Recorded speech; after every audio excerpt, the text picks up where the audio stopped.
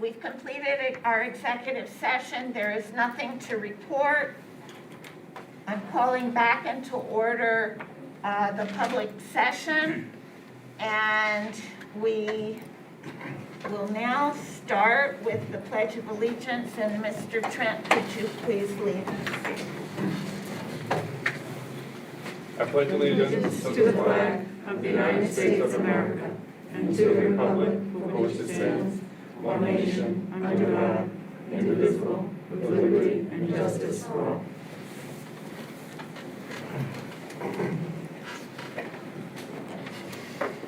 Okay, emergency evacuation and meeting procedures. Please make note of the exit signs in case of an emergency. You will leave quickly and safely to the exits. Please note that we are a no smoking facility. Our entire district is no smoking. It's also a hate-free district, and we will now move to the board consent agenda, but we're going to do the minutes separately because I think that on one of these meetings, one of our members was not present and probably will not want to vote on the minutes. So, is there a motion to approve the minutes of the October 13 meeting?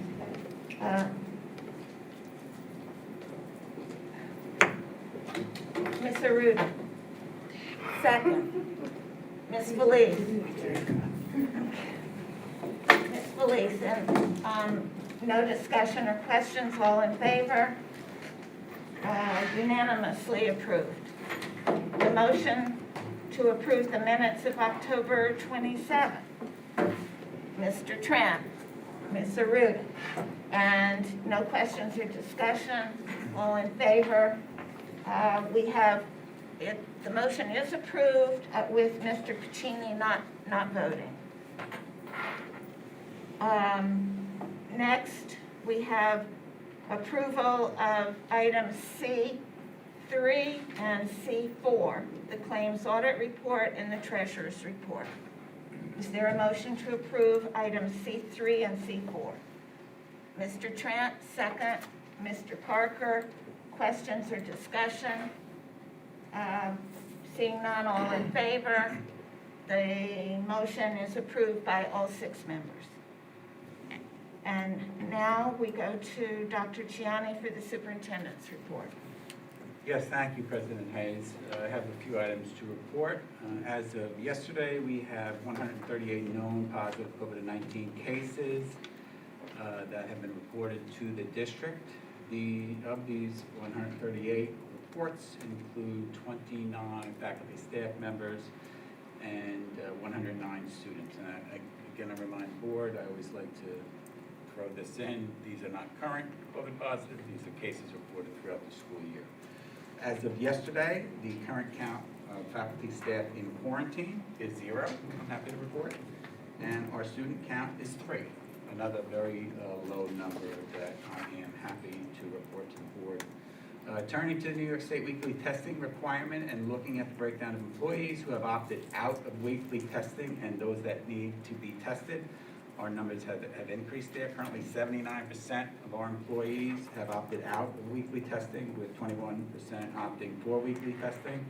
And again, I throw that reminder in, just because folks are getting weekly tested doesn't necessarily mean they have not been vaccinated. They choose to just get weekly tested, and they continue to do that. Moving on, the Suffolk County Department of Health Services is providing free COVID-19 vaccinations for children at the H. Lee Dennison building in Hauppauge. That is happening on Tuesdays, Thursdays, and Saturdays.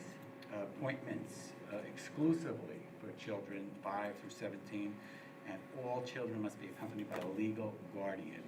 You can make an appointment by calling 311 or visiting the county's website, and it's suffolkcounty.gov/vaccine.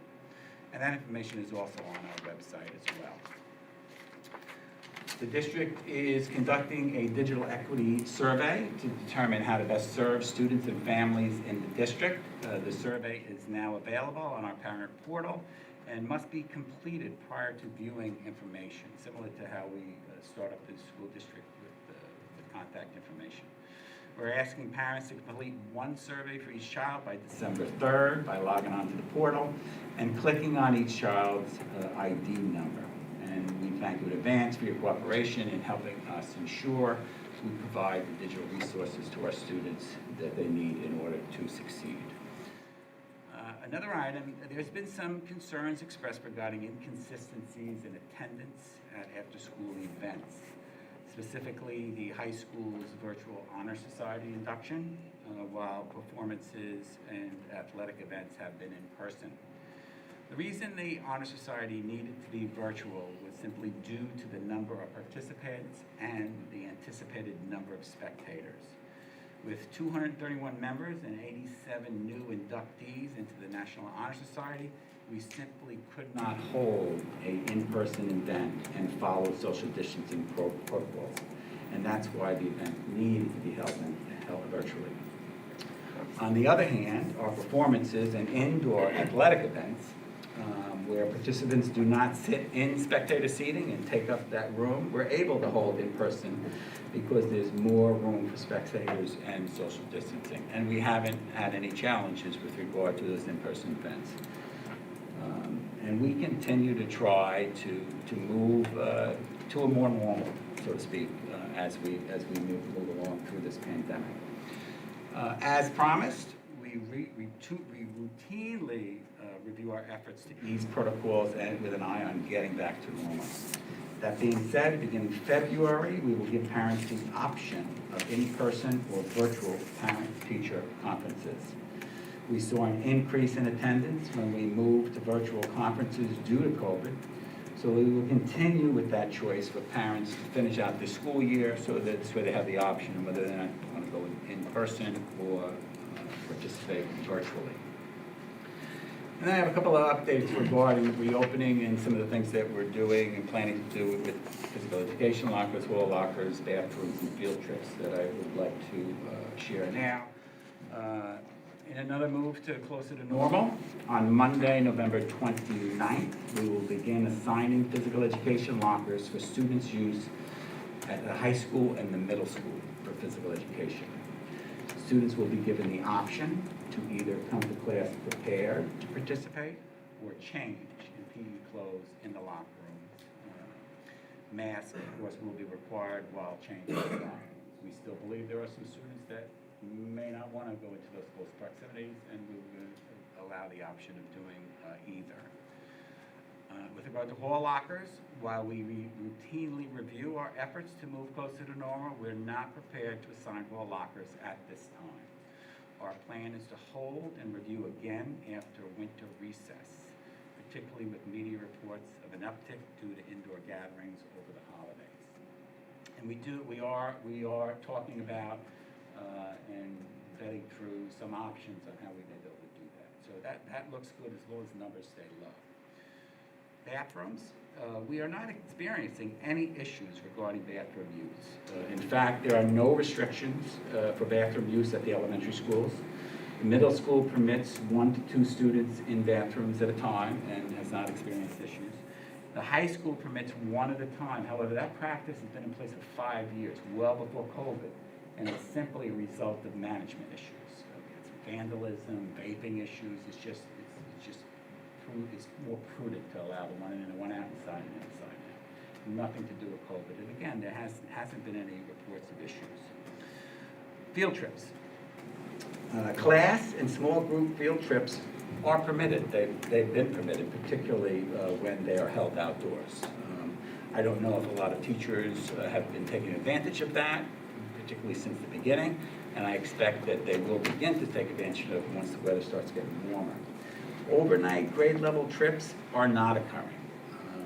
The reason being that arrangements for these trips need to be made well in advance, and last school year when we didn't know where we were going to be, we didn't choose to make those commitments of the district for accommodations and whatnot.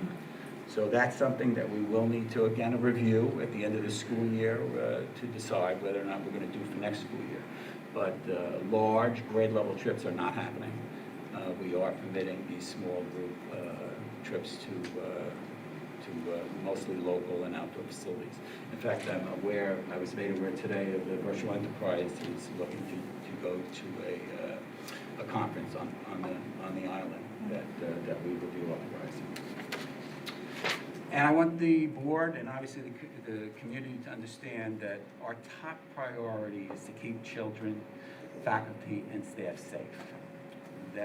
That's the basis for all decisions and why our protocols are in place. We too want to get back to normalcy, and we will continue to review our efforts to ease protocols with that focus.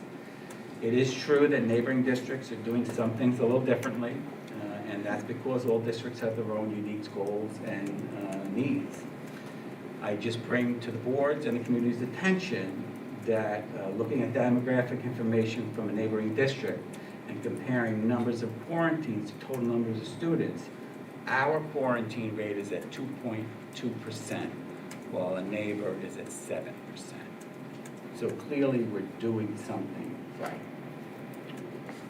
And that's all I have to say about reopening. And then I have one final last public comment. I have recently informed the board of my intent to terminate my contract early for the purpose of retirement. I plan to continue serving as superintendent through July with an effective date of August 1st, 2022. This will allow me to begin preparing for a new school year, completing last-minute appointments, and not burden a new superintendent with such items. I, of course, want the board and the community to know it's been simply a pleasure serving and leading South Country Schools for the past 9 years. We faced many challenges along the way, and we continue to move forward in our thinking, building programs and activities to support students, their families, and our faculty and staff. And we've truly made South Country a great place to live, learn, and work. And I thank you for that. And that is all the announcement I have, President Hayes. Thank you for that. Next, it's trustee and advisory committee report, but with the consent of the board, I'd just like to make a couple of comments. I appreciate you summing up all of the issues that we've been aware of. You know, we do get email from members of the community, and over the last couple of weeks, it's been a handful, but it generally does deal with lockers and backpacks and the apparent discrepancy between live and virtual events that we're able to have. And I appreciate the fact that you've explained what it is that we're doing.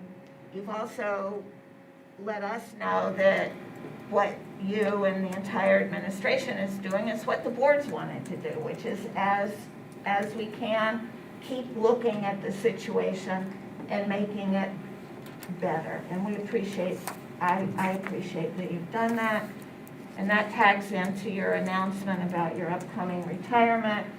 And also, I'm glad you had let the board know that you are available to assist in this process. And I appreciate that very much, because I think there's a lot of work that you've done during your time with us that has been to the district's benefit, and having your experience shared so that we can move ahead and build on that, build on all the good things and make it go better in the future.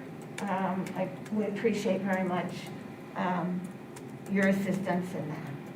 And so now, the normal trustee and advisory committee reports. And I'm going to start with Brent Johnson. Yeah, I'd like to touch on what Ms. Hayes said. Thank you for explaining that, because the issues I've heard from students are what you just explained, so thank you. Despite homecoming being rescheduled, we had a good turnout. It was a fun time for the students to get back into school activities, as that was our first big gathering.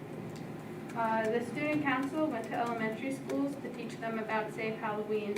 We dressed up in costumes, and the elementary students were very excited. We also encouraged the students to attend Trunk or Treat, which took place on the 29th in the high school parking lot. Over 800 kids went through with their families. About 25 clubs participated with candy and activities. This was also the kickoff for our Thanksgiving food drive. Each family brought non-perishable food items. Right now we are in the middle of our food drive, and we have been trying for a few years to get a bus, so stuffed with food, and this year we are finally stuffing the bus. We are doing a school-wide contest to get food items, in addition to what we got from the Trunk or Treat. We are using the bus for both the Thanksgiving and Christmas food drives. Right after Thanksgiving, we will start donations of little gifts and shoe boxes. The gifts will range from students kindergarten through 12th grade. And again, this year we are doing the letters to Santa. The student council will write letters back from the elves, and the letters will be general winter letters to get the students into winter spirit. Thank you. And again, if I can jump the line, because one other comment I wanted to make was, since we will be looking for a new superintendent, just to confirm, so that everybody who hears this knows, the board is commencing the search for a superintendent. We have a couple of upcoming dates for special board meetings in order to do that. And those meetings will be executive session meetings. And that is authorized under the open meetings law. And Mr. Sheehan, you had the exact quote from that. It's to discuss matters leading to the appointment of a particular person. Okay, and that is the exact quote from the law, so that's what we will be doing, and there will be more to come as we move along, so, okay. Back to Ms. Aruda. Just quickly, thank you, Dr. Gianni, for your years of service, and I look forward to helping us with the process. Congratulations to the Bellport football team on their way to the championship. We were not able to be in attendance, but we were watching from DC and cheering you on both days. So good luck this weekend, and congratulations on the win. Mr. Parker? No. No. Mr. Trent? No comment. Ms. Felice? I have a lengthy report that I did send to you in email, and I do apologize. I see in the email, my spell check went off. So I did send a forwarded corrected copy to the district clerk, and I asked that it be put into the minutes verbatim for the purposes of you all to have it, and also the community to know the kind of activities that are taking place when board members attend seminars that are approved by the board in the effort to enhance our communication, enhance our effectiveness. So I will just touch on the highlights, but again, the report will be put into the minutes verbatim with the board's approval. So the first conference that I attended was on October 15th, and that was the Leadership Development Conference. That was a 4-hour conference geared towards improving the efficiency of the board. Of the attendees, 47 were board presidents, 36 were vice presidents, 13 were board members, and 2 were superintendents. There they gave tips on how to improve communication, how to improve working relationships, developing working relationships with one another, how to improve communications and working relationships with superintendents, and establishing goals of both the Board of Education and the superintendent in order to meet the needs that the community wants us to meet in the district. This conference also spoke about board evaluations, doing board self-evaluations, and they did several polls throughout the seminar. And of the participants of this poll, 60% answered that they never utilize a self-evaluation for the Board of Education itself, and a tool that the New York State School Board Association recommends as something to improve on your overall performance, so something that we may want to look into the future.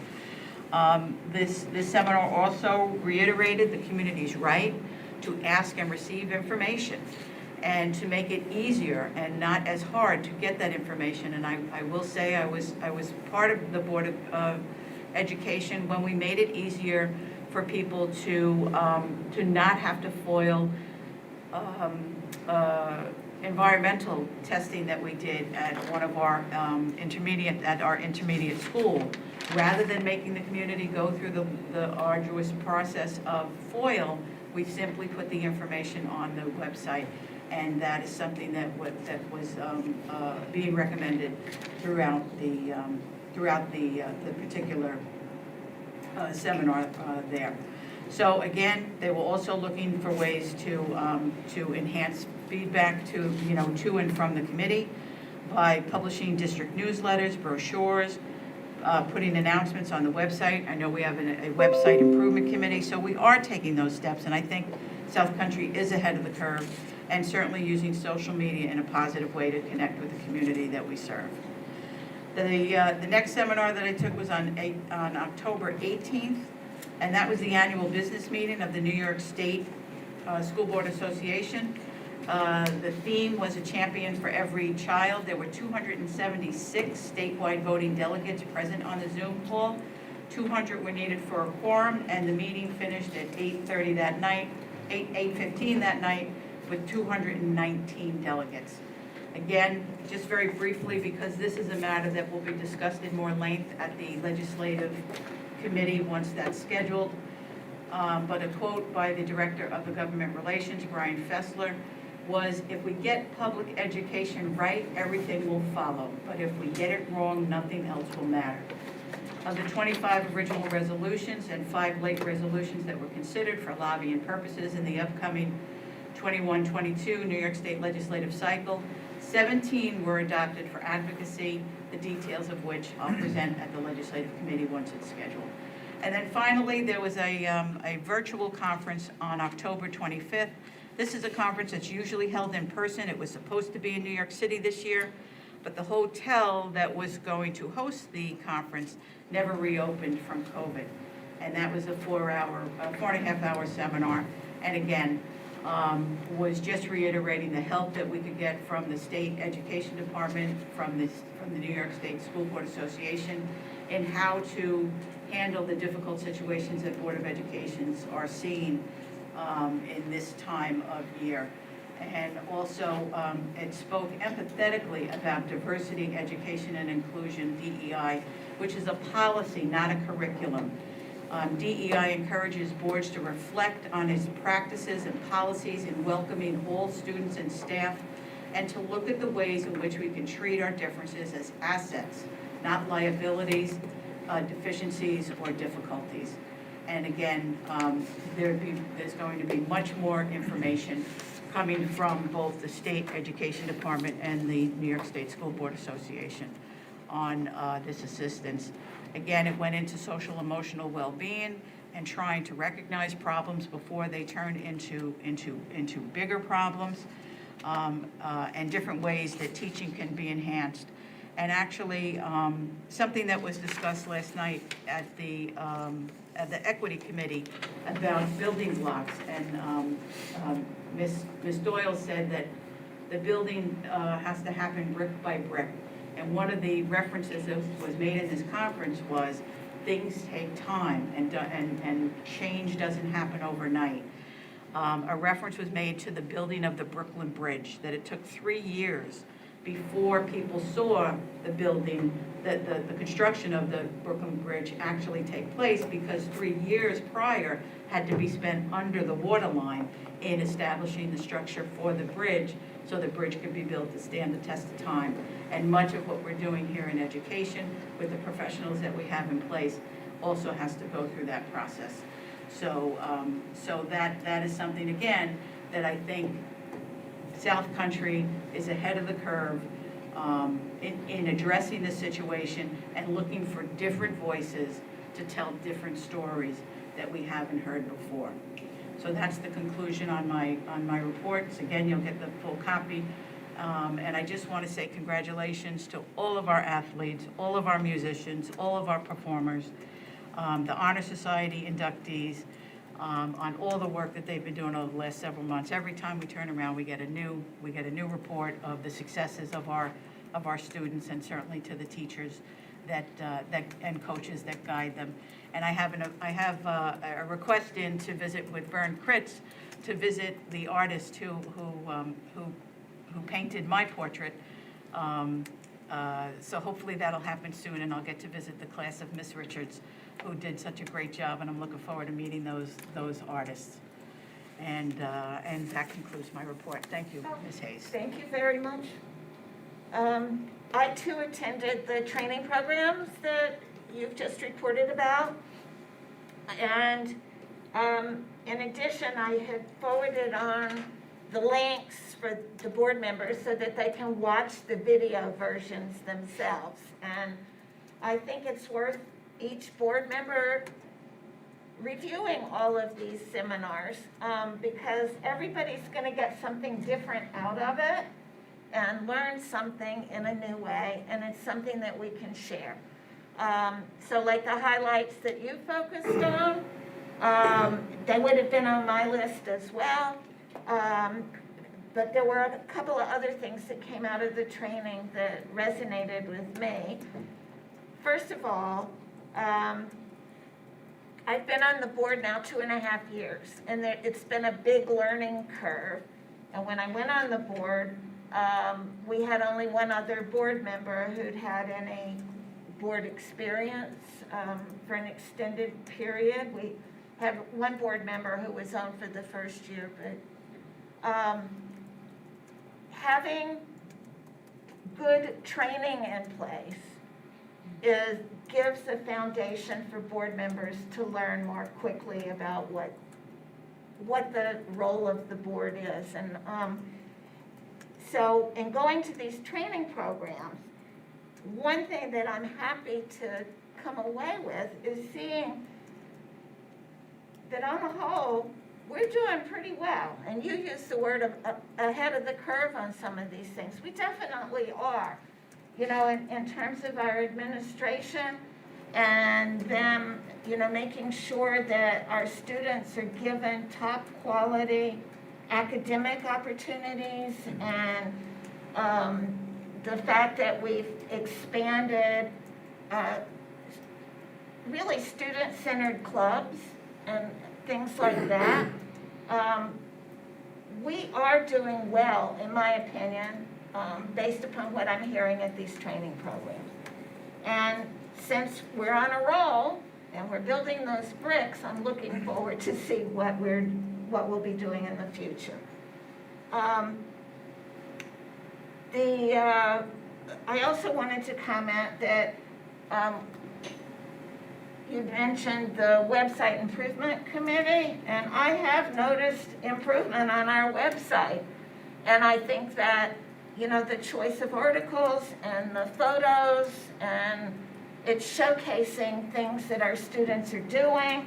And I'm glad to see it out there, because I think that we, our faculty, our staff, and our students all deserve the recognition of the work that they're doing. And it's also nice to share the fun times with us as well. So thank you for that, Ms. Johnson. So I think, Mr. Piccini, do you have anything? Yeah, I just, because I don't know if I'm going to make it to the end of the meeting, I did want to take a moment and congratulate the football team on their big win last weekend. And I specifically wanted to mention the football team for actually two things outside of the victory. And I know myself and many others are looking forward to Saturday at Stony Brook and finishing what they started. But the week leading up to that, I guess the football team started a new tradition this year that I hadn't heard about until I saw some teachers posting it on social media, where some of the members of the football team, I'm assuming it was for seniors only, visited a teacher who had, or a staff member who had an impact on their time here at South Country, and presented them with one of their jerseys to wear I'm assuming at the game and that Friday before. And I thought it was a real nice gesture and program for those students to come back and just, be reminded of those that helped them, all along the way through their journey through our school. So kudos to whoever came up with that. I really thought that was great. Second, and I don't know who was at the game this weekend. I won't go too far into the conduct of our visiting opponent, but I will say I was really proud of how our boys and our coaches conducted themselves in what I thought was some inappropriate conduct on the other side. So kudos to Coach Fabian and his staff and everybody for for just making sure our boys are doing what they're supposed to, and holding that Belport on their jerseys to the highest regard and representing us well. And good luck to them on Saturday. So thank you. Thank you. All right, next, we come to our public commentary section. This is where if people have put in a card, they get to speak. And we do have one card. I'm going to note you're talking about a non-agenda item, which normally is we do at the very end of our meeting, but because we have no other cards, we'll go ahead and take you right now. And good evening. My name is Robert Cronenthal. I've been a long-time parent here. I've had 4 children through our school district, and had personal, know many of you on the school board for many years. The reason I'm here tonight, some of it was addressed already in Dr. Gianni's comments about school lockers. And I'm asking the board, I know you made a statement that you're looking at it after winter recess. The time is now when it comes to the lockers. We're approaching the winter. For that alone, you're asking the children to forget the backpacks, because I think we beat that down. I think we understand how much they're carrying on a daily basis throughout. My poor 6th grader alone, I think his backpack weighs as much as he does. He doesn't weigh much to start. But now we're going to put jackets on. It was 40 somewhat degrees this week. We've got kids going out to bus stops in the morning. And I can tell you from my own kids, they don't want to put a jacket on because they don't want to wear the jacket inside the school. They don't have a place to put it. And the whole premise of the turning down the lockers was because of social distancing and safety for the children. Well, now we're creating another environment by which their health itself is going to be compromised because of something simple as having the ability to put their coat inside a locker. In talking to some of the students, including Ms. Johnson here, the kids don't visit their lockers every single period. It's one of those things where I can even relate back to when I was in high school and middle school. You brought 3 periods worth of stuff because of the amount of travel you went between classes. There's got to be a way, and not after winter recess, for the board to look at ways that we can incorporate lockers back to the kids from the middle school and high school. Alternate them. You've come up with some very creative ideas already. I'm very happy to hear about the gym lockers, because that was another thing, which I'm glad that that's already happening, because you were forcing kids to take their morning smell and carry it with them throughout the entire day if gym was there, or cadet corps, or all these other things were in their first period.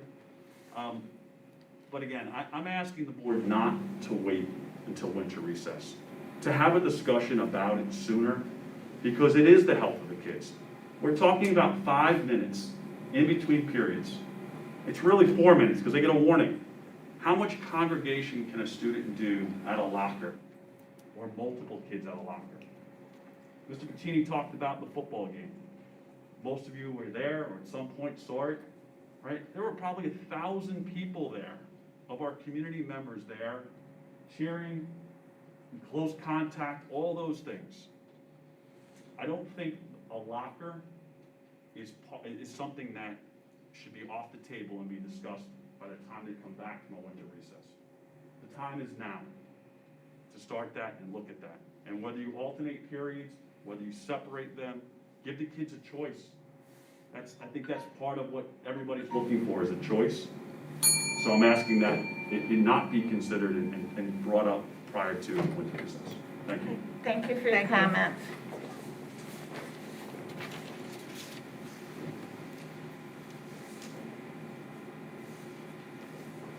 Okay, back to you, Dr. Chiani. Yes, thank you. So now we move to our items for discussion. And our first item for discussion are some capital projects the administration would like the board to consider for using our capital reserve funds and some anticipated funds. We expect some savings and efficiencies. Making the presentation this evening will be our Superintendent of Finance and Facilities, Ms. Costa. The board has the presentation within board docs, and it is up on the screen. And take it away, Ms. Costa. Thank you. Thank you, everyone. And I want to thank Ms. Belize for a very poignant opening to this presentation. The Brooklyn Bridge story is perfect for this. As we begin to talk and consider capital projects, they are a long time consideration. We're going to talk about tonight. We probably wouldn't see the effects of this for 18 months in the district. So we start talking about, we would see the brick and mortar. We wouldn't come above the water until for about 18 months. So tonight we're going to talk about some potential capital projects, which would then result in referendum considerations for our May 17, 2022 vote. So we'll first talk about the projects under consideration. Administration has, I'm going to present them in the order in which we would probably make a recommendation to you as a board, but there are 3 projects under consideration. The first project under consideration is a district-wide upgrade to our security systems. Our security systems consist of both our camera system and our door access system. You might see some of our strike plates around in the security cameras you see. Both of them require both software and hardware upgrades. So for our camera system, the software system is obsolete. It's not supported anymore, and there is no more updates to that system. So the software system must be updated. We also have in the district, just for reference purposes, we have 700 security cameras in the district. 15% of those cameras are not operational at this moment in time. That's about 100 cameras. We also have about 50 dead zones in the district. So replace our software to replace the 300 cameras that are not operational and to cover the dead zones. That's a $250,000 capital project. Each camera to replace, the software would be able to operate with the current cameras that we have. The technology of the cameras that we have would still work, and the cameras are still fine. They take video that we can see, but we would replace cameras with the most up-to-date technology. And then after the capital project, we would work on a budget item where we would replace cameras a little at a time as the years go by. So that's the camera system capital project. The door access system is, again, the software is not supported by the company that we had bought it from, and there are no further upgrades, so we need a new security platform for our door access system. To do that security platform, we would have to do our front entry doors in the district. So the combination of the front entry doors and the new software is a $250,000 cost. And then we take it one step further. We have 1,000 strike plates or 1,000 door entries throughout the whole district. All of those would have to be replaced. The cost to replace those 1,000 door entries is approximately $1,000 a door. That includes the hardware and the rewiring and the cost to do that. We are able, we've had 2 companies come in and work on this with us, and we're now at the stage we're working with our architects and engineers on the security system upgrades. But they have said that we can use the current wiring system that we have in the district. And because of that, that upgrade is only $1,250,000. If we couldn't use our wiring, it would be significantly more. The security system upgrades in the district are $1,500,000, and we are waiting for BBS to finalize that cost with us. The next 2 projects are the high school and Vern Crits. Both of these costs have already been finalized with our architects. The high school projects would be turf field replacement, a press box that isn't on that field right now. And we would marry that with interior handrail replacements, which are handrails at both in our band room and in our auditorium. There are handrails that are missing. And we would have interior door replacements. It is believe it or not, the $28,000 in interior handrail and door replacements that make this whole project aidable by the state of New York. So this is a married deal. To get aid, we have to do the handrails and the door replacements. So that is the high school project. Last project is the Vern Critz window replacement project. And again, we've seen window replacements at Frank P. Long and Kramer's, the most recently completed building. This would be window replacements at Vern Critz, and that comes in at a cost of $2.2 million. The cost of all of these projects is $4.9 million, a little under $5 million, with us waiting for final numbers for the security system upgrade. But that's where we are. So now that we have laid out the projects that are under consideration, when you talk capital work, you really have to talk about the building aid considerations. And just for a point of reference, we have 1 million square feet of building in the district. That does not include our sites, our parking lots, our driveways, our fields, but just 1 million square feet of building that we have to upkeep. And the state considers it very important to upgrade our building. It's safety for our students. It's, where it's their home when they're here, and they partner with us. And this is directly from the state. This is, when we do capital work, the state partners with us, and our building aid ratio is 76.2 cents on every dollar we spend. What does that mean? So the example is, if we did all of those $4.9 million in projects, and we would assume there are some things that become unaidable. For this purpose, I've said 90% of the project would generate aid. That's very conservative. I would expect more than 90% to generate aid, but I would like to be conservative in our conversations. The state would partner with us, and we would receive $3.4 million back from the state on this work for a net cost to our community and our district of $1.5 million. And that comes in the form of additional state aid as we build our budget every year. It generates revenue. So this is their it's not just our community. The state partners with us. They want our buildings to be upgraded. So the last piece to speak about when we talk about capital work, we talked about the project, we talked about the building aid, and now the funding considerations. So here is the estimated cost of the projects that we're discussing tonight.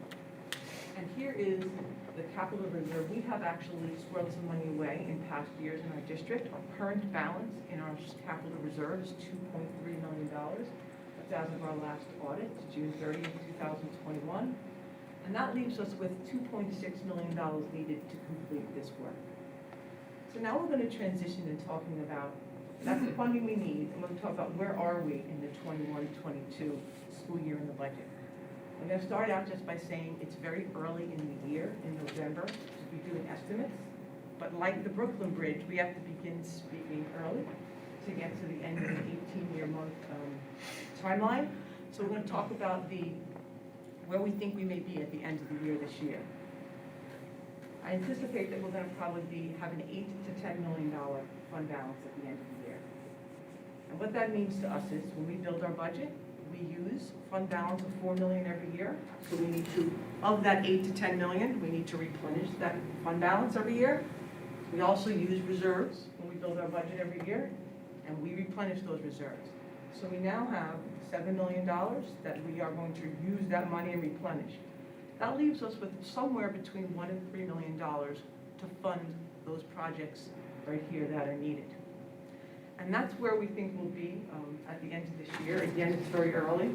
So I want to share a little more detailed information with you as to what we know already in 21-22 and how things can be hard to finalize this early. But one thing I want you to consider is here, this arrow that I had is, when we spoke about building aid on the prior slide, replenishing our reserves and funding a capital reserve, they're a little bit different. When we replenish our reserves, it doesn't generate any revenue for the district. But once we fund a capital reserve and spend the money, the big piece is and spend the money. Once you spend the money, that money generates revenue for you. So a sound financial decision could be, where we fall, it'll be in a range. that it could be a smart financial move, that we move forward with capital work, even if we couldn't fully replenish our reserves, because that money generates income for the district in the future. So that's just an example there, but I wanted you to see where we are in 21-22. We already have unanticipated savings, and I call them savings. These are items in the budget that are under budget, and we already know about them today. And I'll go through each of them just so we know, and you can see that it gets complex, all the things that we have in a budget. But when we built the budget, we built in our general fund budget that the pre-K administration would be covered by the general fund. Subsequent to building the budget, we went out to an RFP for our pre-K program, and we evaluated the RFP. One of those items was the fiscal cost of that, of who's going to run that program. And as it turned out, after we awarded that RFP, the grant now has enough money to cover the admin costs, that amount of admin costs for the pre-K program. So that'll be a savings to the general fund. The next item that's already happened this year is, last year when we built the budget, we said that we were going to build in each year in perpetuity the replacement of Chromebooks. 3 grade levels of Chromebooks every year have to be built into our budget. And we did that, $335,000.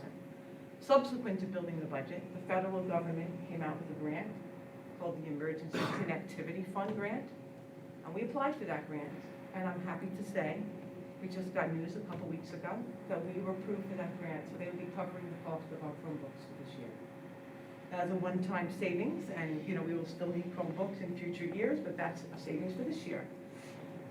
Also, when we were building the budget last year, we didn't even have our students in school 5 days a week, and we didn't know what 21-22 would look like.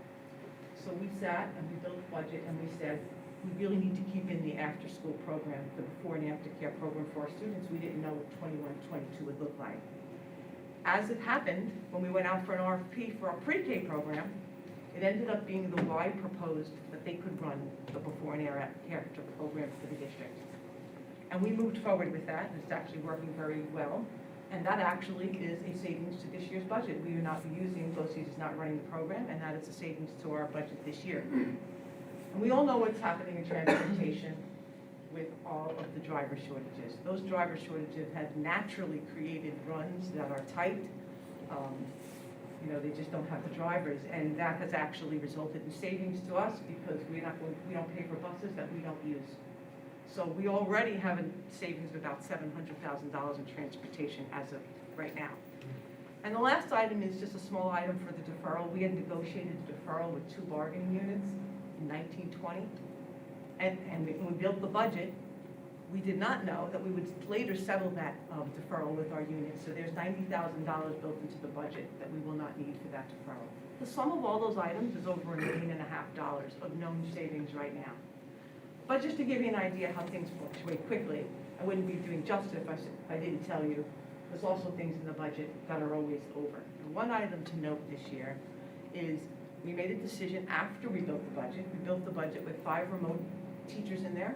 We ended up pivoting and going in a different direction, and we offered remote learning to our K-12 students through Mohawk and Genesee to BOCES upstate. And that actually came at a cost of $650,000 to the district. We have remaining $300,000 of $350,000 of our remote teachers. We did hire 1 remote teacher to manage some of our remote learners, and that's covering that cost. So there really is an additional cost to our budget this year, $350,000. But I do want to note, because I want to just, say I said it, that $650,000 is actually aidable. And while year to year, a budget is 1 year at a time, we do have an additional cost of $350,000. Next year in 22-23, we will get about 50 cents on the dollar back of that $650,000. We will get about $325,000 back. Over 2 years, it's really not an overage, but for this 1 year, it is an overage to our 21-22 budget. And one thing I didn't include that I wanted to just bring up just to show the board or explain to the board how it's hard to predict. We continue to see reduced use of facilities, especially on our elementary school sides in our building. Our high school and our middle schools are starting to be used, maybe not to the levels they were, but our elementary schools are still not being used, which translates into reduced utility costs for the district. And we saw that last year. That was one of our savings last year. But interestingly, if you follow, if you're following what's going on, there's a lot of talk about the tremendous increase in utility costs. First of all, we pay gas for our buses, and that cost has increased 50%. The cost of gas has increased 50% in 1 year. And now we have natural gas, electricity, and oil. I don't know if the use that we're seeing reduced in our buildings will be offset by the increase in prices for some of those things. So they're not included here, but it's just to conversationally let you see it's hard to predict. So we spoke about our projects, we spoke about the building aid consideration, and now the funding consideration. And the last thing we're going to talk about is just the timeline. What are the next steps in the conversation? We're here tonight to select and prioritize the projects. In December, we would hope to get from DBS a final cost for the security project that we have. They're looking at it now. And then in January, February, we work with our legal counsel to draft referendum language. And in, I'll say, the end of the winter, we would finalize some of these fund balance estimates so we know what projects we can do, some or all. And then before our legal notice in March, we would be finalized because that referendum and proposition language would have to go in the legal notice. But here we are tonight with you, the board, so you can talk about and select and prioritize projects and ask any questions. I have a question. We've got lots of hands, okay. Mr. Trent? Sure. Thank you, Ms. Costa, for the presentation. I don't see, I'm not sure if you can answer this at the moment, but I don't see, when it comes to district-wide security system improvements or upgrades, I don't see anything on the cyber end. But I am seeing, in the news lately, a lot of districts are being attacked and held at ransom when it comes to their data. So I'm concerned that we, could use a cybersecurity upgrade, and if so, I think that it should kind of be enrolled into this plan here. So are you able to speak a little bit about that? A little bit. We are working on cyber issues, but there were a little more information technology issues. And yes, some of those are rateable, and we will talk about them as we move forward. But these are really the hardcore security, like just accessing the buildings to keep people out and to actually be able to review what's happening. But we are looking at, we actually have had, we're in draft form of audit results of a cybersecurity audit, which we will be talking about soon, and that will lead to further conversations with the board. Okay, thank you. Ms. Felice? Thank you, Ms. Hayes. I wholeheartedly agree with the Vern Critz window replacement and treatment.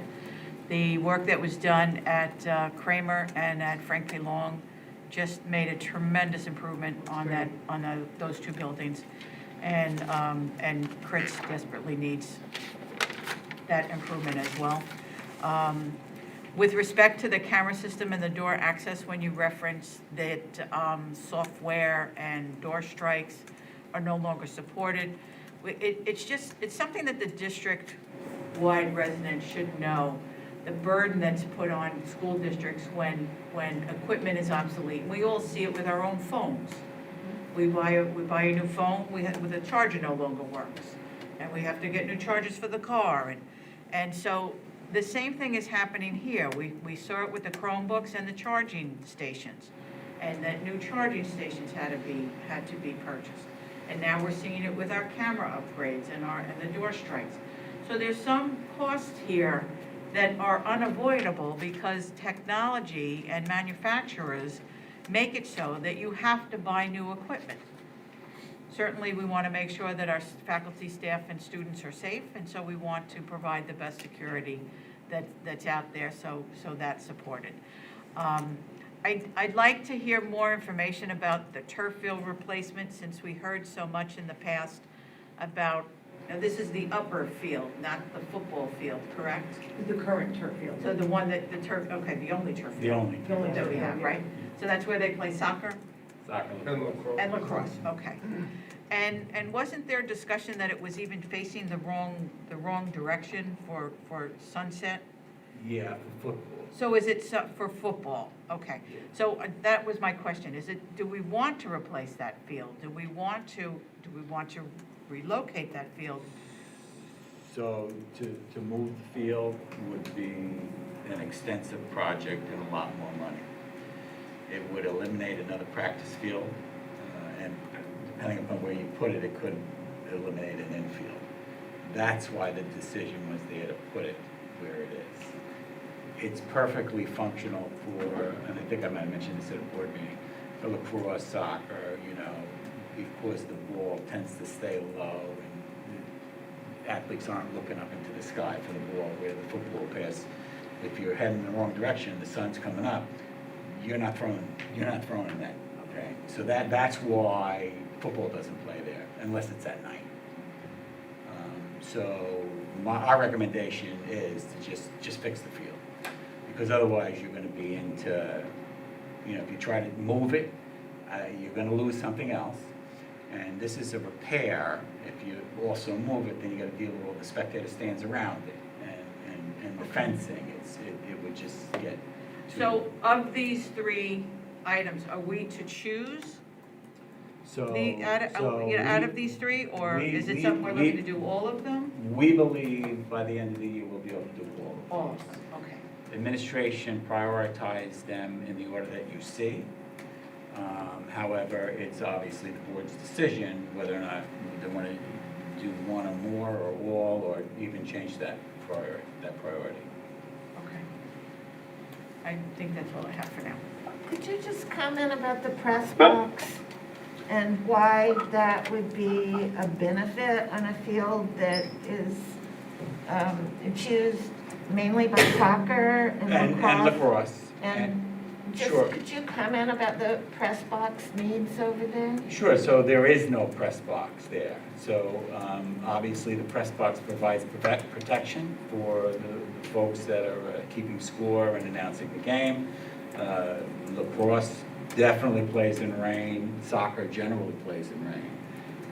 So that's something that would be, that's one of the main reasons. And also to get the announcer and the scorekeeper up above the spectators. Mr. Puccini has his hand up. Yeah, so in respect to the field and the press box, I have some concerns about the current plan and the fact that, you know, the field was put in the wrong direction to begin with. To redo it that way would be silly to me. I think that field is completely underused as it is. So I have concerns that it needs to be repaired to begin with. But before I go further, you, Dr. Gianni, I think you just said it needed to be repaired. Are you saying that the cost in this presentation is to repair it or to replace it? Because it says replace. Is it complete replace? Yeah, to take the turf off and install Oh, completely turf, yeah. So So as far as I'm concerned, to replace that field that is only used by, I think, 2 teams, and I mean, it has lights. I don't think we play any night games. And then you want to add a $400,000 press box, just turf the football field and let everybody play there. And if we need to put lights in, although I'm not a fan of hosting night games. But, and if that field can be repaired for less than $400,000 for a press box and can be used in some capacity before it's completely obsolete, then that's great. But to completely replace it as is right now, when I think it was put in, you know, without any real thought to what it would be used for and how it would be used, seems a little silly to me. And then to add $400,000 to a press box, that seems excessive to me. I think we can do better to actually do it right this time, completely. Can I ask you a question, Mr. Puccini, so that I Sure. understand what you just said? Are you suggesting that the football field, the one that's inside the track, Yep. could be used for football, soccer, and lacrosse? Well, that's the way. Yes, that's the way it is at every other school district that has a turf football field.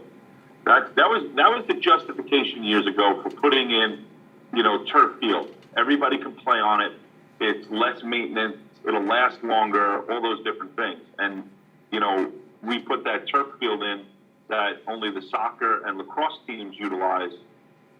And you know, and I think there was some comments. I think it's a little trickier. It's not as easy as I'm saying, because I think the track needs to be replaced because it's not wide enough for a lacrosse and soccer field. But when you're adding $400,000 into a press box, you know, that could easily gobble that up. I just don't see the need for a $400,000 press box when we can do it right and move everything over to where the football field is now. Well, I don't believe you would be able to move everything to the football field for these costs.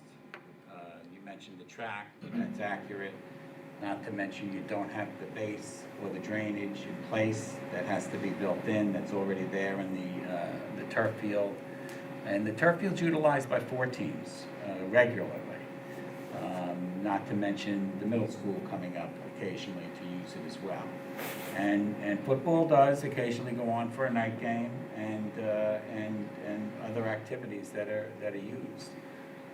We haven't hosted, we don't host night games. Well, we've had a night game here since I've been here, and I know we have had a night game there during that time. I'm not saying that we regularly do. No, not for varsity. Varsity football team hasn't played a game on that field. There's no visiting bleachers. I think we have during my time, Chris. I remember it. The middle school team goes up for their last game of the season and plays each other there. But the varsity team doesn't use that. They use it to practice, I think, from time to time.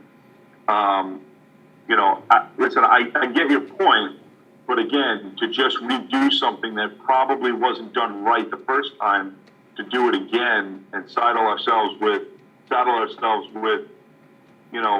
the field the way it is when we have an opportunity to do it right this time, so that and again, I think that field. I mean, I wasn't on the board, but correct me if somebody may know what they cost. I think it's $1 million to put in a turf field. Is it more than that? Does that sound close to you? Yeah, I don't. 2 to 3 million, Ms. Costa says. And listen, we can certainly get an estimate price from BBS on doing the complex at the top of the field. I can tell you right now that these funds won't be able to support that. And then we will be without a turf field. As the board knows, that field is approaching end of life. The reason it really has lasted as long as it did, which is beyond what was planned, is because we're only using it for those 4 teams and occasionally other. If everyone was on that field, the 10-year field would definitely last 6 or 7 years. So there are pros to also having a second field like we do. But so just to go back, because you said 2 to 3 million, which that's a big gap in estimate, but understood. So you mean to tell me that all these school districts across Long Island that are putting in turf fields, this trend started a little over 10 years ago, spent $2 to $3 million on a turf field that was only the last 10 years? No, I don't think that was an accurate price years ago. I think that's a current price. And those school districts that did that also built in their budget plans to replace those fields in 7 to 10 years. I just met with the engineers on Monday, Mr. Piccini. The field only had an 8-year warranty. It only has a 15-year maximum useful life. We just completed our 13th season on the field, which means in 18 months when this would be complete, we would be at the end of any useful life of the field. So then for 2 to 3 million, how many years of a warranty we're going to get, 10 to 12 years out of it? The new warranties are 10 years, the old warranties were 8. It's just because the product has changed and the chemistry of the fibers have changed, but it's now only a 10, they say it's a 10-year warranty with a same useful life. What I'm getting at with the cost the way they are is that we can cut grass a lot cheaper than that for 10 years. So what's the purpose of it other than it looks nice and people like playing on it? I mean, I don't see the practical reason for spending all that money, and so I don't know. I'm struggling with this one just because, again, I think we could do better to make the complex the way it's supposed to be forever. So I don't want to take up too much more time, but I do think that a real discussion about the fields and what's appropriate and what's best for the district for long term should be what's had instead of, knee-jerk reaction of, all right, we can replace it for this. Let's just replace it and move on and kick the can down the road. So I understand the funds might not be there, but I'd like to have a long-term discussion on how that can be improved going forward. So that's just my 2 cents. Ms. Aruda had her hand up, and after that, I have a question. Ms. Costa actually had answered as Mr. Pacini was going through. Just to kind of speak, obviously, top priority being the upgrade of our security systems. If we can get pricing on a replacement or a movement on the turf field, obviously, something needs to be done with the turf field. And refresh my memory, I know that we talked a little bit about this. Did we potentially talk about there was some type of lawsuit with the company with the turf fields? Yes, we did receive one section of funds for the blades of grass. That was it was a class action. Right. And I think council is reviewing the other item that came through. Personally, I don't think that we qualify for that because our issue is the rubber. It's not the blades, and that suit appears to be a blade issue. Okay. But we are following We are up on pursuing, it. okay. Again, I want to follow up to make sure I understand what my fellow board member was saying. So, Mr. Pacini, this is for you. Are you saying that you think we don't need to replace a turf field and instead could pull that up and have just a grass field there? I certainly said that, right? I don't know that that's really feasible. I was probably being a little bit too off the cuff there. But I guess my point is, when these fields were put in years ago, it was all to save money, right, on maintenance and things like that. That didn't happen here. So I don't want to do it again. I think we spent $1 million on that field, probably a little bit more. Great, we got 13 years out of it. That's roughly $100,000 a year it cost us. It doesn't cost that much to maintain the grass field. So what was the purpose and why did we, do this? And I know nobody that's here can answer that. But I can't answer it for the previous board, but I can make a couple of comments. So first of all, the field is considered safer than a grass field, particularly in the colder weather, because those fields don't harden up as the ground does. The other piece is, due to inclement weather, so it could be raining an hour before the game, and that you don't need to cancel that game because they drain right out and the kids are right on it playing. So it does have benefits with regard to safety and scheduling. We don't have to cancel games and move to the next day and put out the field crew to go out and put the diamond dry on to dry the puddles. Those fields drain. So there are many benefits to having a turf field. And that's just. And I understand that, but just to counter that, right? First, I don't want to have the disagreement of, I don't know that a turf field is so much safer than grass. There's, we can agree to disagree on that, or we can just look at some data. So safety is one thing, but drainage, come on, how many games have been canceled or would be canceled because of a rain over the course of 10 years that justifies that kind of cost? All I'm getting at is, if we're going to do it, I want to do it, I think we should do it right instead of repairing something that wasn't done the right way the first time. So. Here's what concerns me. I am the last person to be having an expert opinion on whether turf or regular grass is a better playing surface under different circumstances.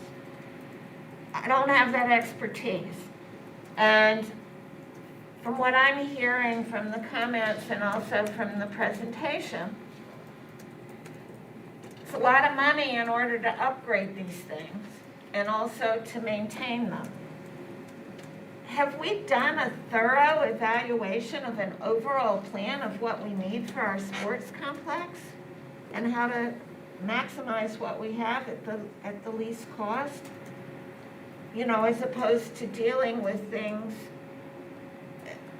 as they come up individually. And to add to your question, Ms. Hayes, and who would do that evaluation? Yeah, so I wouldn't say that we have done a thorough examination, but in terms of looking at the facilities, I think that the facilities work. They work and they all serve a purpose. Could they be better? Sure, we could find a spot and redesign the field, but you can't just redesign the one field. You'll be redesigning the complex. And then we're talking lots of funds, not the fund. Listen, I don't want to make it sound like $708,000 is not a lot of money, but you're talking well over that to redesign what would be an ideal complex. You know, the facility currently works. The next item you need to seriously look at after the turf field is the track. It is the track. And at that time, you might want to look, do you want to put turf there on the football field as well? As a former athletic director, I'll tell you that having one field for all sports is a scheduling nightmare. You know, you're just trying to get everything on.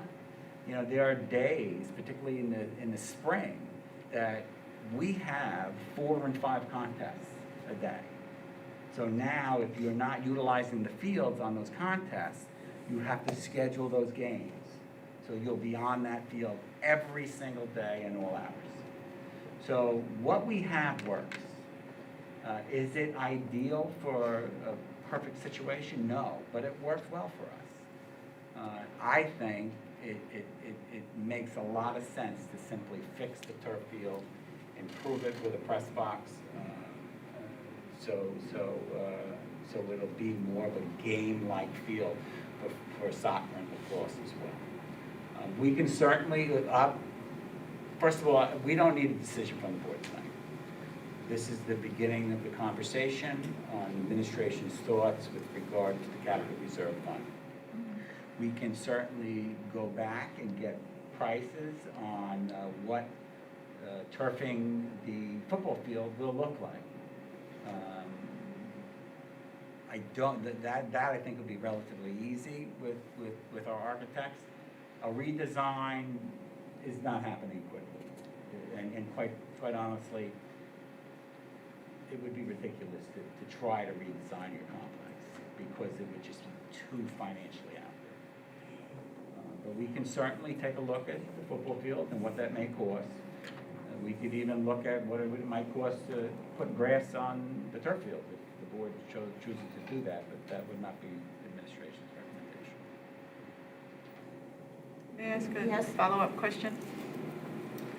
I'm glad you clarified the interior handrails and the interior door replacements for the $20,000 and the $8,000 needed to be put in the consideration because then we're subject to get aid back on the project. Does that $28,000 have to stay with the turf field, or can it go with the window project or the camera system project? Stay with the building. It has to stay With the building, has to stay with the building. So if you do work at the high school, So that, oh, because it's the high school. correct. Okay, thank you. Okay. Okay, so this is a bond request. This No, would be it's not a funded by bond. our capital reserve. It would be funded, so it's not going to go out to a bond. No, this No. is not a bond, that's a future conversation that we will make. Oh, This okay. is just with our capital reserve money and Okay. savings we would hopefully realize in this year's budget. They would That- fund these. Thank you, and that answers that question. So it would require a referendum for the expenditure from the capital reserve fund, Correct, okay, as we okay. did With for windows. Frank P. Long, And, Yeah, frankly. and Okay. Kramer, yeah. and with Kramer. And Kramer. Yes. Okay, so with Kramer, that was in 2 separate years, Kramer and Frank P. Long? Oh, yeah. Yes, It was, right? and a couple of years apart. it Two goes. separate referendums. And, in there. okay. So does it have to be all one referendum, or can it be a referendum for the security, referendum for the high school, referendum for Vern? So it's a referendum for the expense out of the capital reserve fund. Would the other money go in, would we put the other money in the fund? We would fund the reserve. So we would increase the fund of the reserve, so it would all be on one referendum. But we could separate it out into 3 Oh, sure, referendums. yeah, absolutely. You could actually put a menu on Yes. for Okay. different referendums, so let the community vote for the item you say. Yes, yes, Sure, Yeah. you could do that. okay. All righty, thank you. But wouldn't that disrupt the plan for state reimbursement when you've So- tied So you. the building project? It would have to be one of those Yeah, three. it'd have to be, it'd have to be as you see it. Mhm. So the key at the high school is the turf field replacement and the press box is not aidable. Right. When you did the building work, you made the whole project aidable. So you'd have to make that one of your referendums, the whole project. The windows are aidable. Yeah, it would be as and it is. It would be security system, high school, Right. or Vern Prince. Right. We went to the state, we would approve 3 separate projects, and that would be what was in each of those 3 projects. Okay. All right. Help me with the math. Sure. If we took out the turf field replacement and the press box, and this is just a hypothetical, I'm not suggesting that that's what we would do, but if we did that, the remaining 28,000 of work, interior work at the high school, would still be aidable, right? So we would have state aid available for everything on the security system, Vern Crits, and the interior work at the high school. What we then have is $1,000,008, is that 1180? Yeah, almost $1,200,000 for the turf field and press box. If we get aid for that, then we're, instead of the $1,200,000, we're actually gonna be out of pocket about a quarter of that, 780. Go back to that slide. which, 0.24. so we'd be out of pocket 300,000. To our local tax base, which Right. would be 283,000. So the cost to the taxpayers would be 300,000 to do the turf field replacement and the press box. That's correct. Well, wait, because remember, this is money you have. So you're not asking the taxpayers for Right, I more mean, that's the money. cost to us, not No, the state. no, but I Okay. mean, cost to us, it basically, Money it we would have, affect right. our capital reserve. Right, you're Yes. Right. asking them to spend money you Right. have in the bank. Right, Right, so and we this- would be maintaining 300,000 in our capital reserve fund. We have to expend it all, and the way we get it back is the useful life of the project is determined by the state, and then the state gives us the revenue over the useful life of the project. So if that project is determined to have, the turf field would be determined to have a 15-year useful life, and we would get 1/15 of the building aid every year. That equals 76.2 cents on the dollar. Okay, all right. But I think we're kind of still back, I think there are other people at the table that are kind of like me and not sure about, I mean, I hear everything you say about what we have there now works. But the turf field itself is at the end of its useful life. If we don't do something, we'll probably use it next year, but we won't be using it the following year. And if we don't use it, it means we have no place for our soccer team and our lacrosse team to play other schools. We'll be lining the practice fields. They'd have to play on the practice field, On the grass. on the grass. Which puddles? Well, I'm just giving you an example. of it. No, well, I'm just trying to follow through with every piece of information that I've gotten from you tonight, which is a lot. So, and then in terms of our physical ed program, when we have the high school students go outside to use the fields, do they use the turf field, do they use the infield, or do they use something else? They use the turf field and the track. I'm not sure, I'm sure they go out to the infield for softball, right? No, we use the field beyond The Garages. practice field right after?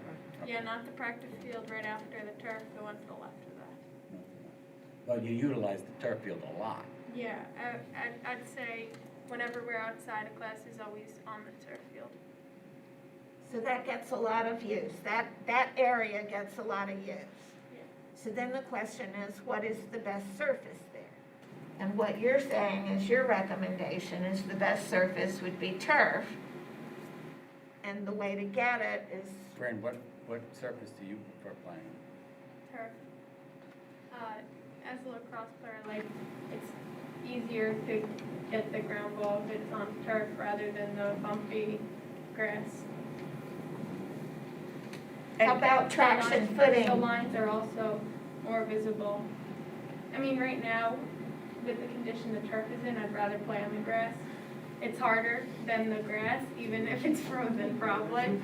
So I'd rather play on the grass right now. But if it's a good turf field, does it feel more secure under your feet? Can you notice a difference or Yeah, what? definitely, like other schools where it's softer, I prefer that. I prefer the turf over the grass normally. And what sport do you play? I play lacrosse, lacrosse on the turf. Okay. And did you say class activity takes place on the turf field? Yes. It does? So what type of activity? Anywhere from football, we have our core fitness classes up there. I'm not sure if the cadet corps uses it, but we play kickball, soccer, So it's used for more than just soccer Yeah. or lacrosse? Okay. Yeah, and like the number of teams that utilize the turf field, it's actually 8, because if you think JV, varsity, boys, Oh, right. girls, soccer, and lacrosse. Isn't it a great idea to have a student representative on the Board of Education? Thank you for that. Yeah, no problem. Okay, so now I think in terms of the discussion, it sounds like turf would be a preference. And in terms of doing a replacement a replacement of what's there, or to modify the entire complex, the least expensive alternative right now is what's being proposed. Correct. Am I hearing that correctly? Yes, that's accurate. And if And we can get the board a price to turf the other field, just so you have some more information when you're looking at the proposal. And may I ask Ms. Johnson one more question? Do you notice a problem with sunsetting when you're using the field? No, I wouldn't say Okay. so. I mean, the sun's gonna be a problem on the grass field as well, just the way, even Just the sun, if just it's, the sun. it's gonna be in your eyes, that's like when they switch it at halftime, you're gonna have Right, the so sun, or right, you're gonna okay. start with it not in your eyes. Well, to Dr. Gianni's point, that Yeah, it's really. It's a lower It's really when the trajectory ball is of- up on kickoffs and Right. passes that it's, Right. because you're looking at it. okay. Thank you. How about our baseball field? What way does it face? All directions. We have 3 or 4 of them. Can you get a price on reducing the sun? How about sunglasses? Okay, so can we got a lot of information tonight. Sure. And I think that, How about we get you that additional information and we come back? Yes. Our intent was to start drilling down this in February. I mean, we need to plan for, you got the timeline up there, don't you? yes. Yeah, the last Yes, slide. you do. Okay, so clearly, you had it. Sorry, I'm sorry. So we need to come to some closure in January. Okay, so, at our December, let's see, Do we have one in December or 2? well, I think it's Because we have just one. Just the 8th, right? Yes. the 8th, We have a special meeting. yeah, but that Yeah, won't but, deal with no, the turf yeah. fields. Yeah. So, in order Well, to, what does the board want? Just some information on the turf in the football field? Because that, we can get a guesstimate for that. And then we can be ready for the 8th. if okay, that's- it seems to me that what we have in front of us is a proposal of how we're going to best use some of our capital reserve and convert it also to an income stream. And this is what your proposal is based upon what administration is giving to us. So those are the dollar figures.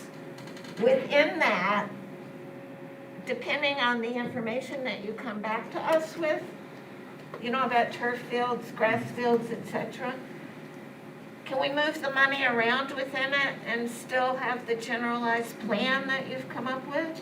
Move it around, you mean the priority of the projects? And, dollar figures. Oh, yeah, if we were doing work at the high school, we would work with our architects and engineers to make sure we're still fully aidable. That's really our goal, is to utilize our money and generate aid. That's our goal, and to do the most work we need done at the district. So yes, whatever we decide, we will go back to them and we will work with them. Okay. The reason I wanted to hear that is because I think it was a question in my mind about whether we can accomplish all of this within our regularly scheduled meetings or whether there needed to be anything special.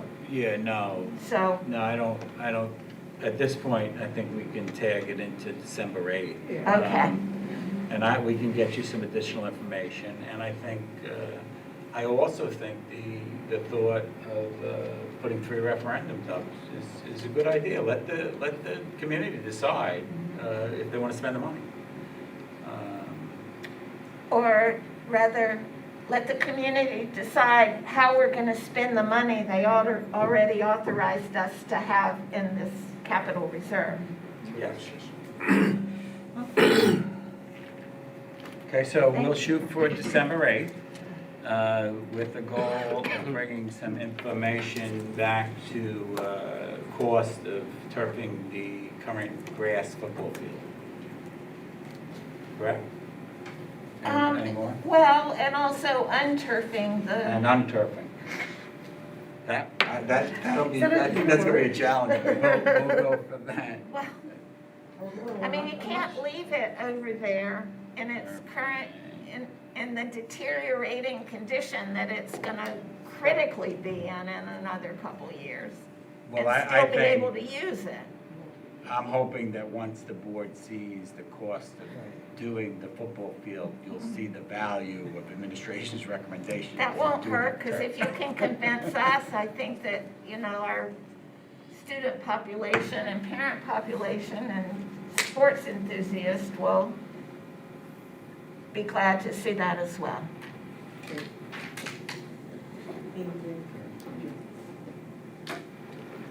Ms. Costa, you'll work with the architect tomorrow, right? I'll be interested to hear the conversation of unturfing. Thank you, Mr. Costa. So moving along, our second item for discussion is electronic display signs.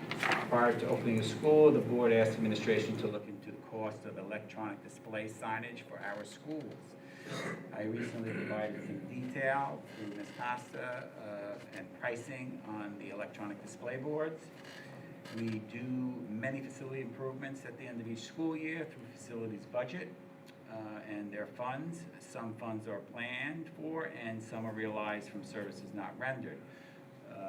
Ms. Costa actually mentioned a few of those earlier in the presentation. The administration believes that we can support the purchase of 2 signs with an estimate price tag of $35,000 to $40,000 each. If the board would like to move forward, administration recommends 1 sign at the high school and 1 sign at the middle school. And if the board so chooses, you can continue to put signs at the other schools. However, I think it's really the high school and the middle school where it would be most beneficial.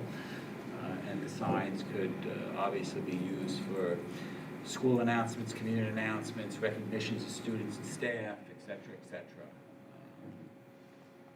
I offer this for the board's discussion. Okay, I'm not sure, I don't think Mr. Pacini, I don't think you're there. And Miss Felice stepped out for a minute, so Mr. Pacini is back. he's back, good. Any comments or questions about the electronic display signs? None from Mr. Pacini. None for me, no. Thank you. With the, where would, obviously, it's a little bit more than I thought that they would be, but if our budgets currently, support that, where would they be located at the high school and the middle school? The high school, the middle school's a little easier. I I feel like, think the yeah, middle school is catty-cornered on Kramer and Station. yeah. The high school, I don't know. I I'm just thinking don't- the entrance, but I think. know, think it's I'd leave hard, that. it's $40,000 and I want it to be able to be seen by the community as well. Yeah, so so the then, entrance, I think you'd see it at the stoplight and you'd see it going in and out of the building. Yeah, I mean, you could hang them on, you could hang them on the school, however, I don't think that Yeah, makes it's sense. not, yeah. You could put it on the other entrance, or the other exit. Maybe that's a better location. I think I would defer to the building and maybe even the kids to see what they Yeah, think might be yeah, best. But it's, that's part of the challenge with signs, right? We don't have any good one location in this community that you can have one sign that everybody sees. So that's why I say, do the high school, do the middle school, and if you want to continue it, put together a multi-budget plan, and keep doing the other buildings if you see fit to do that. But for now, we believe we'll be able to have the funds to add this to the facility budget and do at the end of the school year if the board sees fit to do that. I have a question. Did I read that it's a $70,000 figure per sign? Once you take into account the need for electrical work and the construction of the foundation? We don't know the electrical component yet until we figure out where the location of the sign is to see how long the electric would have to be run. So that's the little piece that's unknown.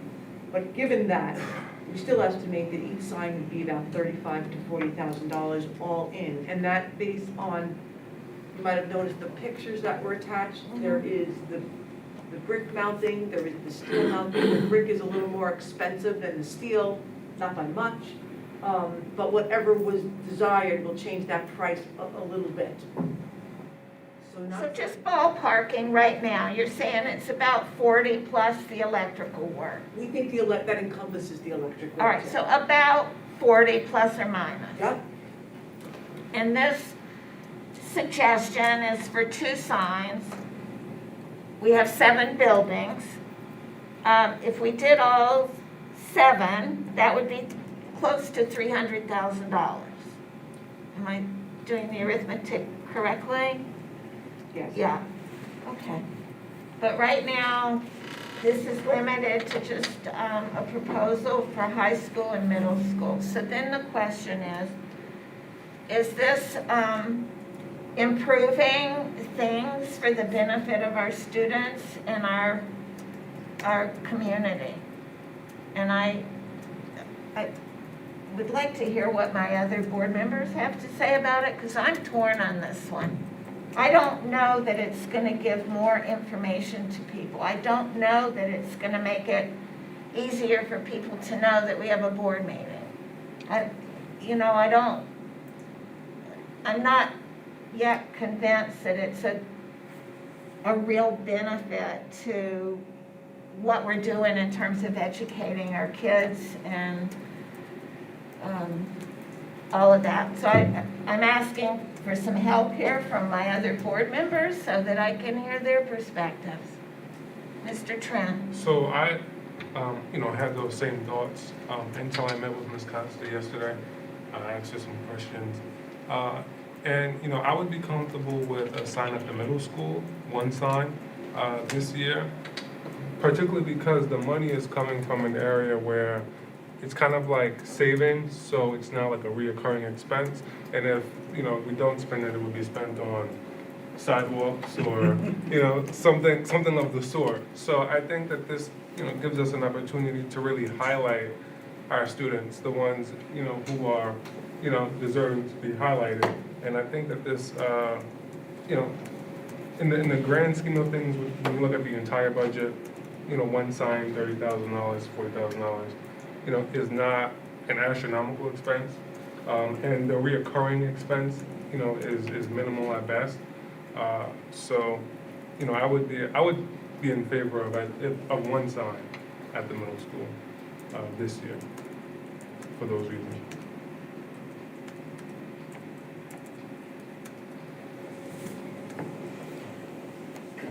Yeah, Ms. Belize. Thank you, thank you.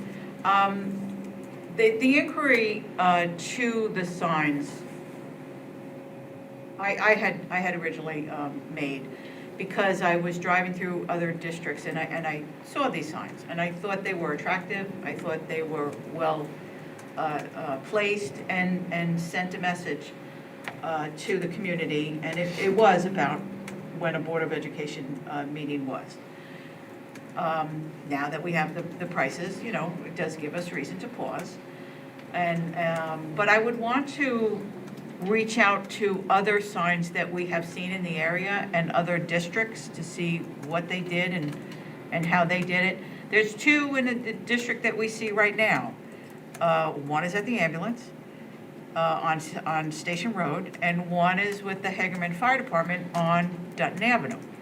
So those signs are similar to what's being described here. Let's see if we can make a call to them and see where they got their signs from and how much it cost. Because certainly that wasn't, sent out to vote a referendum or approval to have those signs installed. Do they serve a purpose? Are they being well received? I don't know if they are. There are some good messages on there I've seen.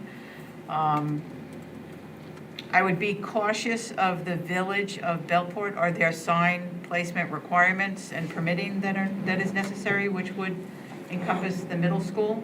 So I would look into the village codes and make sure that we don't run afoul of any of theirs. I don't know if the village code would apply to district property.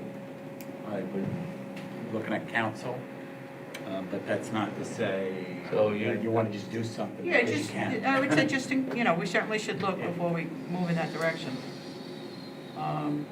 And then, Tacking on to that, if I may, mhm. if we're having to run electrical, if it has to come out of the building, is that gonna affect that wide open area where, kids do play out there?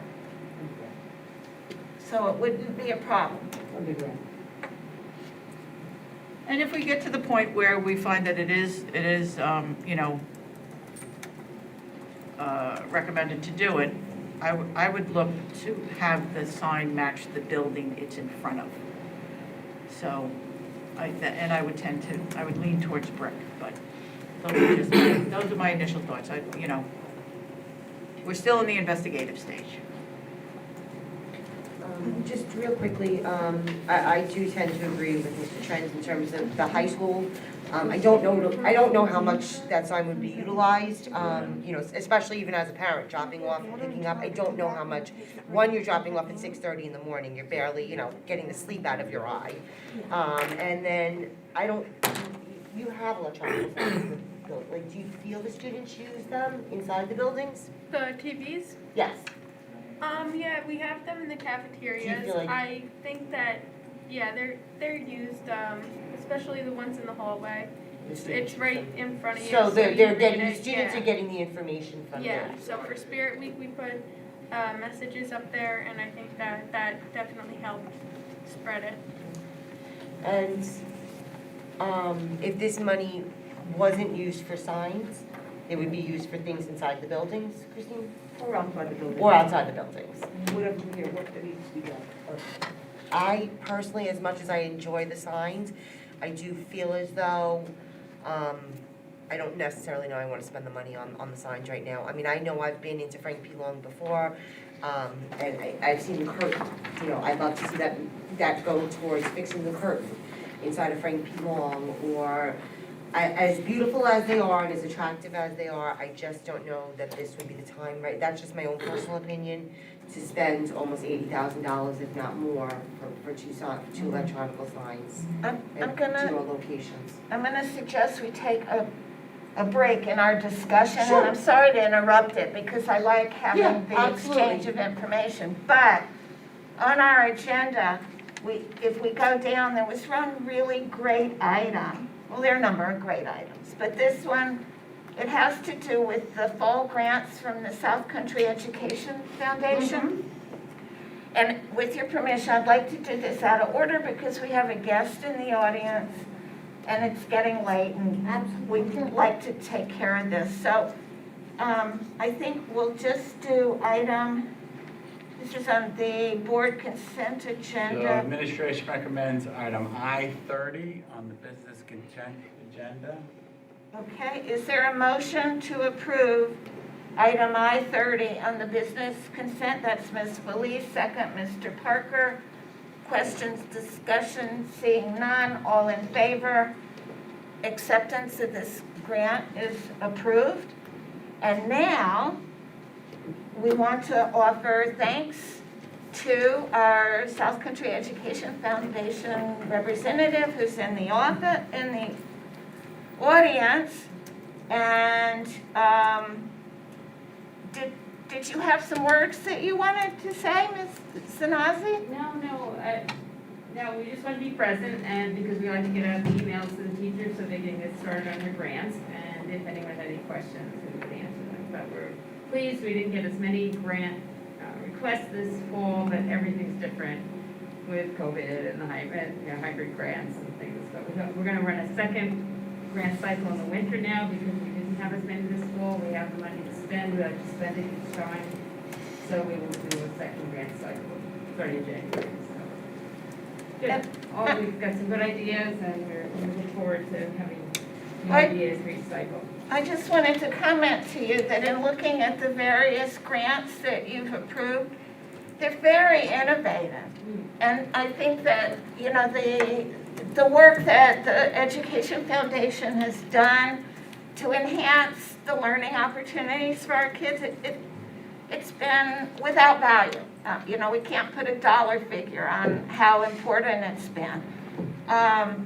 But I thought that the things that are listed, it took into account the, you know, the changes that we've had to make because of COVID and the virtual environment. And you've helped take that and move it into something that was really good and creative for our faculty and our students. And so I, for one, thank you. You're welcome. And I think Mr. Trent wanted to thank you on behalf of the board. Absolutely.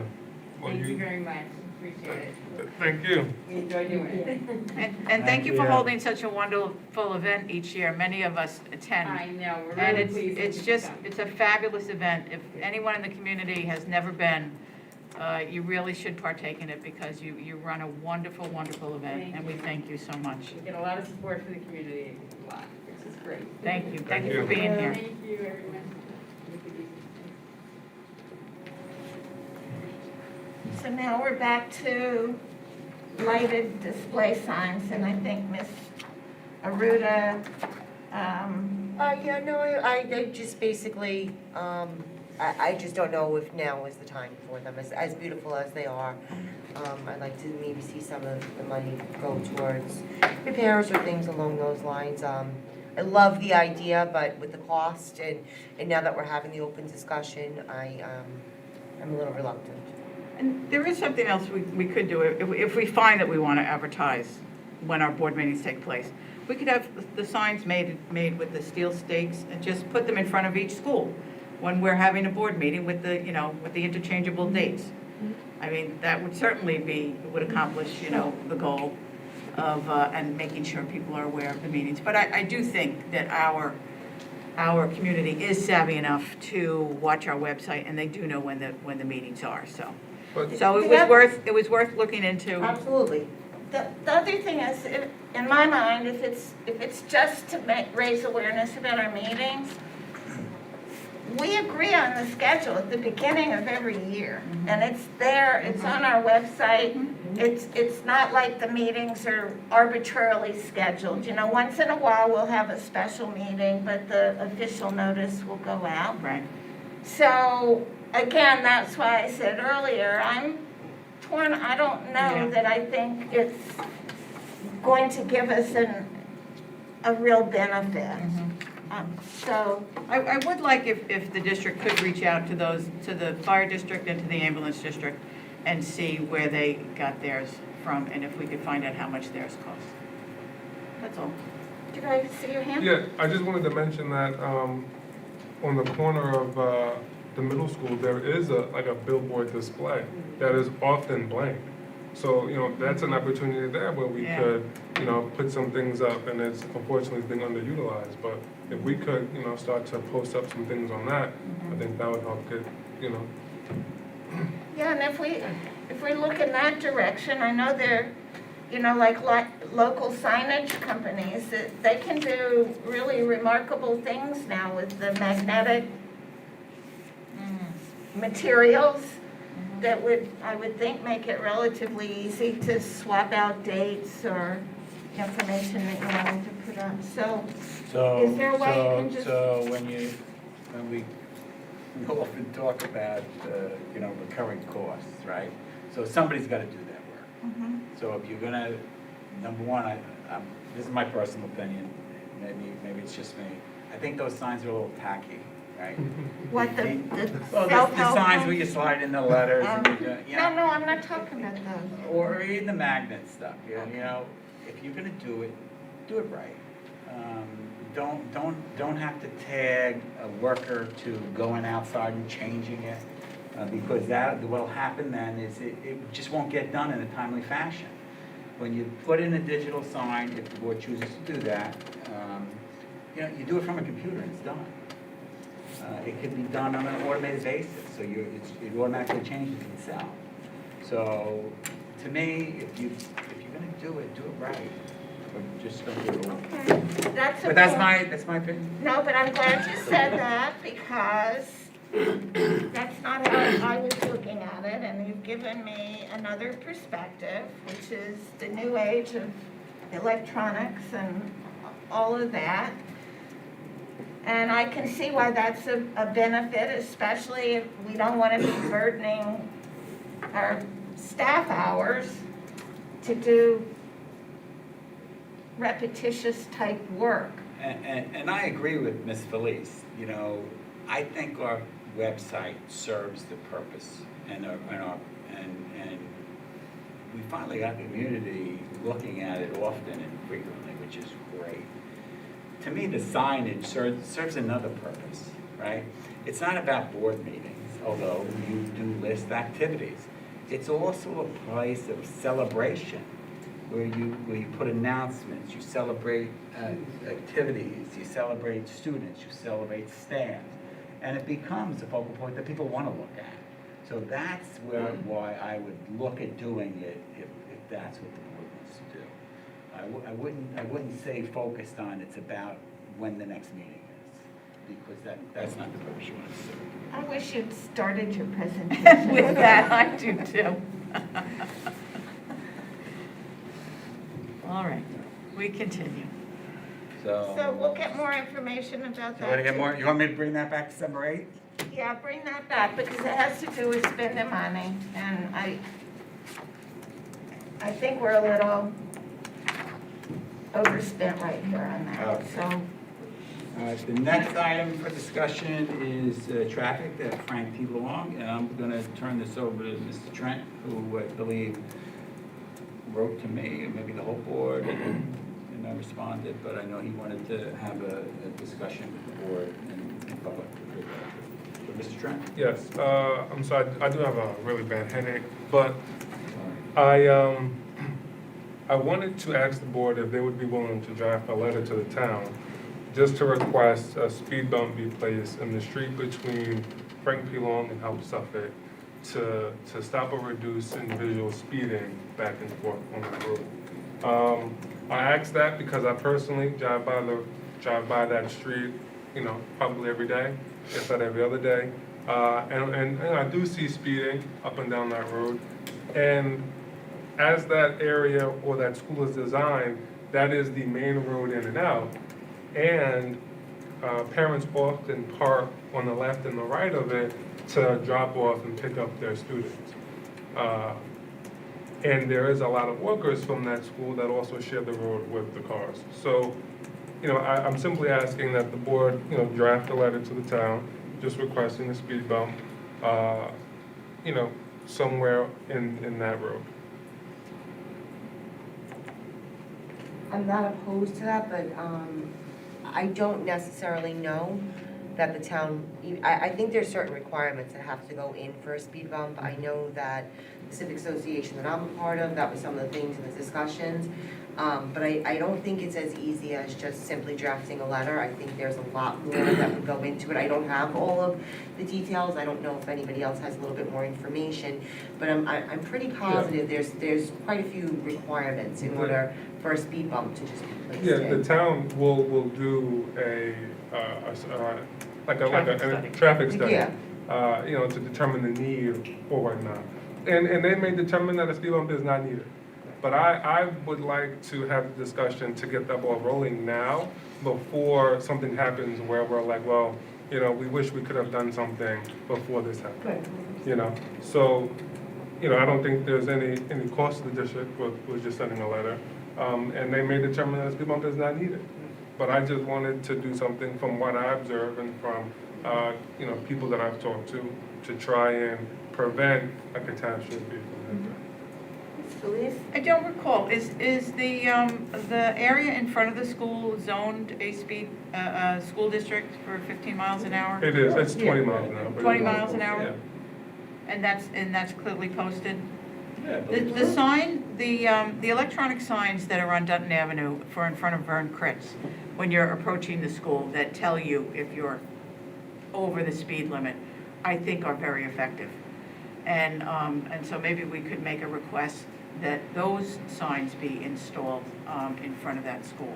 There is one, but it doesn't work. Oh, okay, maybe we could request it be fixed. So maybe we could get a request for it to be fixed. Yes, Sure. yes. But that I think would not be something that the board needs to do, but rather we would have Maybe not. administration. Remember, we had the issue with regard to South Haven? Yeah, we're still waiting on that And we're still study. waiting on that. I saw them So out that's there county. doing something, Yeah. just a couple of weeks ago, right outside of South Haven. Did you? Yeah, I happened to be driving that way, and I saw them out there, I said, okay, I wonder if they're doing that Oh, study maybe right they- now. And we have a new We sent a legislator. reminder about a month ago. Okay. Okay. I could be wrong, they may not have been, they might have just, Yeah. but it looked like they were doing some type of study. But also, I'm thinking about the Generation Civics presentation by one of our middle school groups at the end of last year, and they took on speeding in the village. And, the complaints about that. So it may be a more global issue than just that stretch in front of Frank P. Law, and how it does affect all of our schools. So I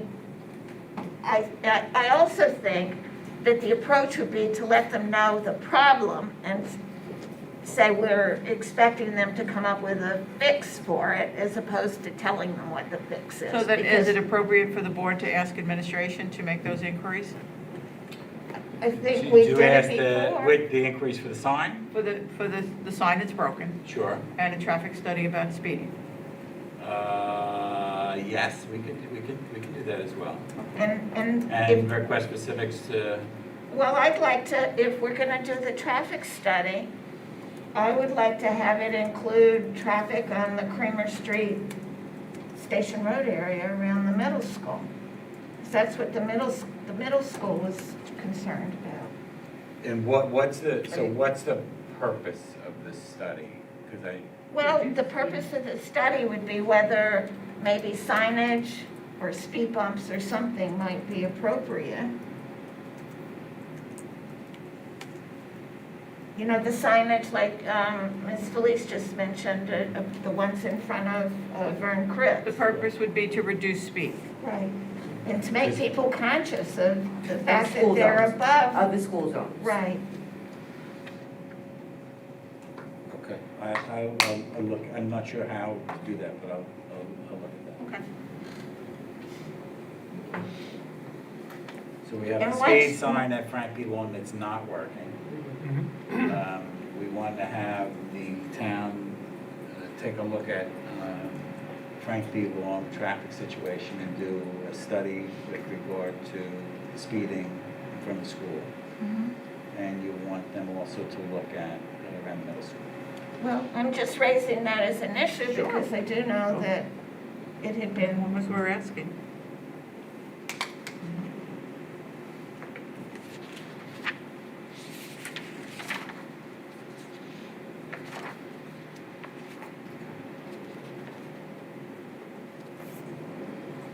Okay.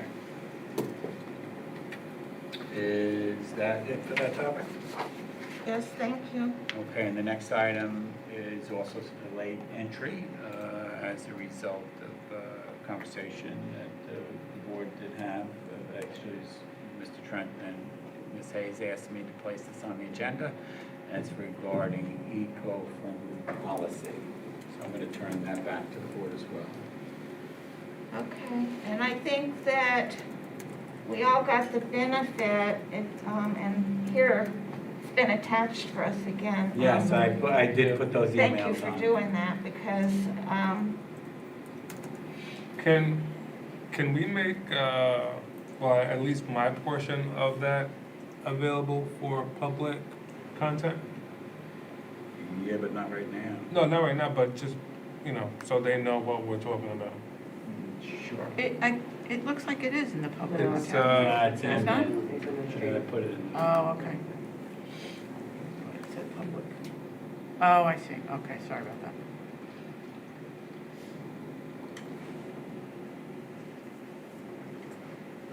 But I'm happy with following the steps President Hayes outlined in her email.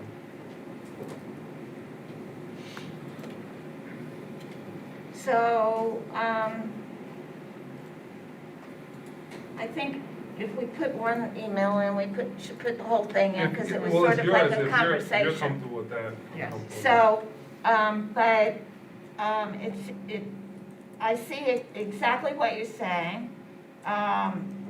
And just to fill in the rest of the board, because this was a conversation that we had during the agenda meeting. Question of whether it could be handled as a board priority, like we do each year, or have it be a policy.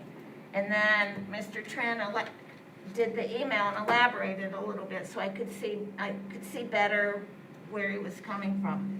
And, it's basically a statement that we recognize that we have an environmental footprint and we want to be good stewards. So if we had that through our usual policy process, it would mean submitting that issue to, I think, strategic planning. And also Dr. Gianni during the agenda meeting had said he would, he offered to see if BOCES, they have, I believe BOCES has some sample policies that might be available for review. So that might be something you could follow up on. Sure. Or have someone look into. And then, that's if the board is interested in making a statement here. I have a feeling that this is probably the kind of thing that we would be hearing. I wouldn't be surprised to hear it from the state education department at some point, and I'm looking at Ms. Felice for the legislative committee issues. Yeah, and and especially because we've had environmental issues in our district that affect our district. I think it is a step in the right direction. Certainly, years ago, we installed the water refill stations to try to eliminate the use of bottled water to reduce the amount of bottles going into the landfills. So, we have the landfill issue that's still ever present in our district. And I think any steps we can take, there's a number of groups that are being active about our environmental footprint. And it's a discussion that I think our district can only benefit from by having. And if I could just ask another question, I think I heard from Ms. Costa with regard to food service. Are they using compostable materials now, or how's that working in terms of recycled materials and so forth? I'm going to say, yes, our goal is to always use that. This year particularly, we have supply chain issues and it's hard to even get any products in. So I just want to say that if you're in a building, we're taking delivery, we can't get the sporks, the sporks that are like, was a big thing for us. To reduce our footprint, you get one utensil, we can't find them anymore. So we have to have separate forks, separate spoons. This year is an anomaly, but that is always our intent and our goal. Okay. You know, a practice that I engage in restaurants, when I ask for the takeout box, I say, if you're gonna bring me styrofoam, just wrap it in tinfoil. Don't bring me styrofoam. And so now the restaurants, I go out a lot, I don't cook. So now these restaurants, now they have the tin boxes that they hand out, and they don't do the styrofoam anymore. So if we each take that little step, you know, we can change that footprint. Okay, so we'll get, I'll get samples, Uh-huh. bring it to strategic planning, and report back to the board. is that okay? I'm seeing sort of nods on consensus, Yes. so we'll go forward with Thank you. that.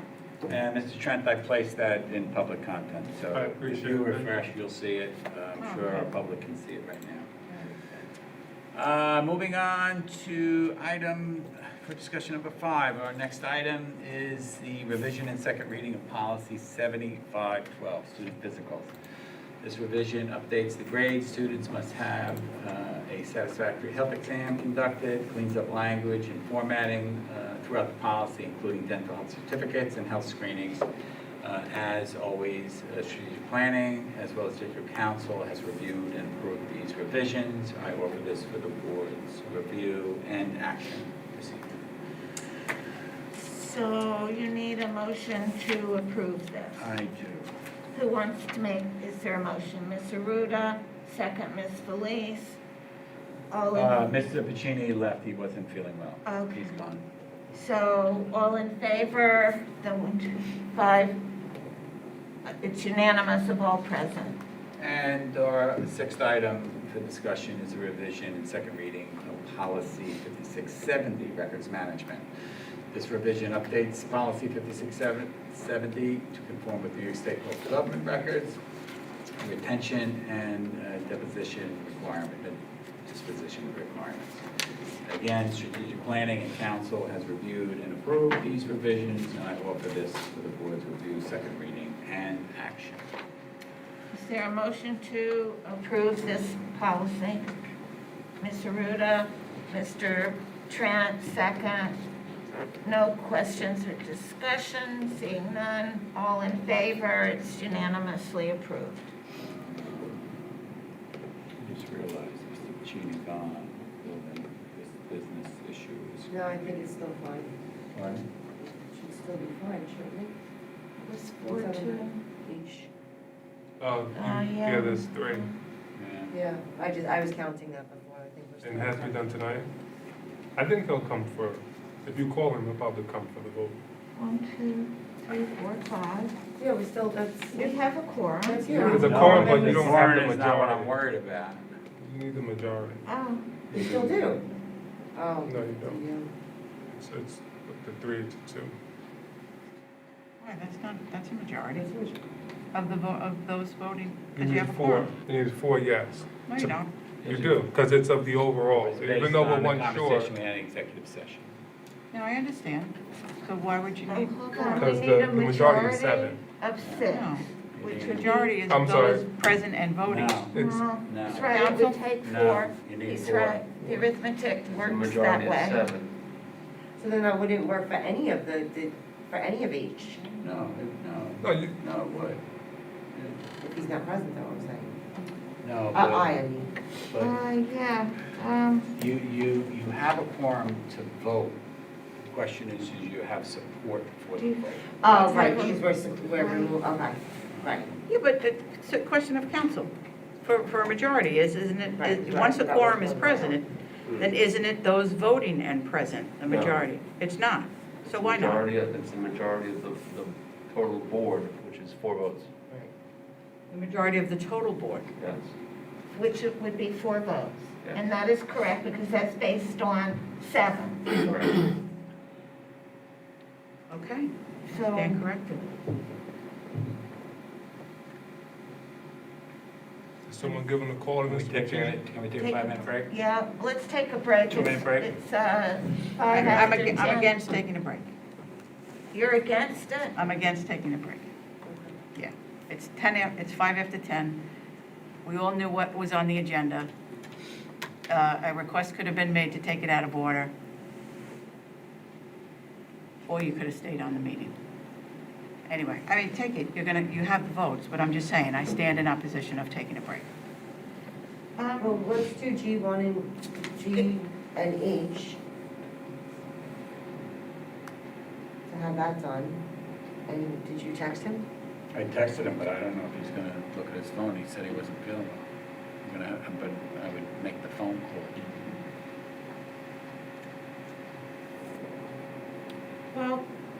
Well, That item was, you could still vote on G and H, I can call him. Okay, we'll do that. All right, well, you guys go into G and H and then we'll go from there. all right, because we were gonna just, we can do the next item G, which is board consent agenda curriculum. Yes, administration recommends approval of curriculum items reflected in schedules G1 and G2. Is Mr. Parker made the motion to approve, a second by Ms. Felice. No questions or discussion? I'm seeing none, so all in favor? The 4 members present and voting have approved that. And moving on to personnel, administration recommends personnel changes reflected in schedules I1 through I7. Wait, that's H. Is it an H? I'm sorry, H1 and H7, yes. H1 through H7. Can you give me just a second Sure. here? Mr. Puccini's coming back. He is, He replied to the text. okay. Okay, I see. All right, is there a motion to approve items H1 through H7? This is board consent on personnel. Ms. Aruda, second, did I see your hand, Ms. Felice? No, No? I'll give it to you if you need it, but you didn't see it. All right, You need thank it? you. You're That's a second by Ms. Felice. No questions or discussion, so all in favor of items H1 through H7, raise your hand. All 5 present voted, and Mr. Puccini's present. Mr. Puccini is present. Do you want to vote on? He voted on You that. I do, I'm in So favor. it's unanimous, Mr. Puccini is there. Next. And moving on to business items, I'm going to take these separately, one big group and then one individual. Administration recommends approval of business items reflected in schedules I1 through I9 and I11 through I30. Is there a motion to approve items I1 through I9 and I11 through I30? Does it matter that we already approved one on that list? Oh, thank you. wait. I-29. Yeah.